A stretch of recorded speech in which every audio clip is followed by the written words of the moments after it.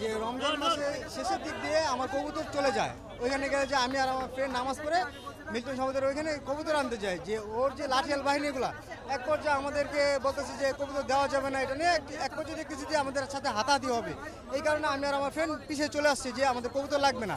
কিন্তু মিল্টন সম্প্রদায় দোতলায় ছিল, তার অর্ডার দেওয়া ছিল বিদায় আমরা বের হয়ে চলে আসছি। রাস্তার থেকে আমাদের মারতে মারতে টানতে টানতে ভিতরে নিয়ে অনেক মারধর করে,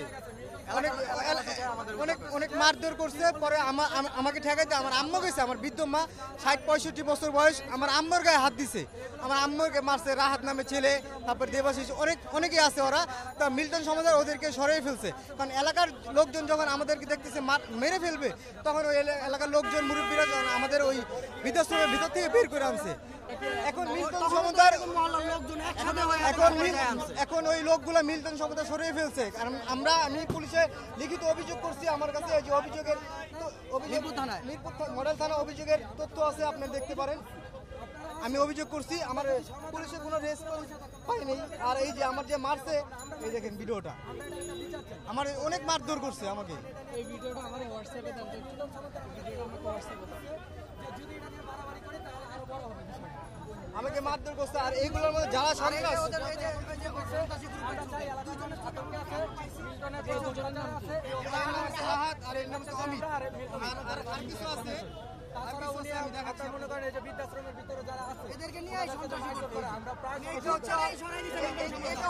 মিল্টন সমুদ্রের সন্ত্রাসী বাহিনী, যা আমাদের তো পলাতক আছে। মিল্টন সমুদ্র সরিয়ে ফেলছে, সরিয়ে ফেলে বলতেছে যে চাকরি থেকে না করে চাকরি দিয়ে বাদ দিয়ে দিয়েছে।